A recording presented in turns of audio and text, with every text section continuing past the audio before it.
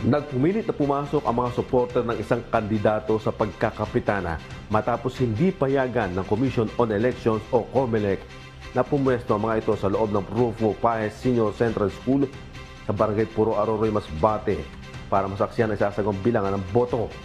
Nagsigaw ng mga ito at kinalampag ang gate ng eskwelahan. Pinakiusapan muna ng mga tauhan ng COMELEC at pulisya ang mga ito bago itinaboy ng mga tauhan ng Regional Mobile Force Battalion palayo sa polling center. Pero bago pa man mag-umpisa ang bilangan, inabisuhan na ng COMELEC ang mga lehitimong poll watcher na tanging pagmamasid lamang ang dapat gawin at huwag maingay o panggagalingan ng gulo upang sila hindi palabasin. Nakabantay naman sa lugar ang dalawang team ng sundalo ng 96 Infantry Battalion ng Philippine Army at ang Regional Mobile Force Battalion ng Police Regional Office 5. Tig-8 taon naman ang nasa loob mismo ng polling place sa pag-umpisa ng bilangan. Preparing for counting na, isa dapat masecure ulit natin. Kahit counting, hindi din po tayo pwede mag-relax at magpabaya.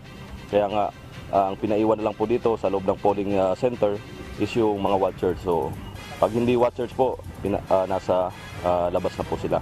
So, secured po natin yung vicinity. Kung mapapansin po natin, may mga post at may mga duty at sa gate na para wala nang makapanggulo. So, rest assured po, may mga watchers naman po yung mga candidates at makikita naman po natin na siguro nakikita natin sa kanila na magiging maayos po.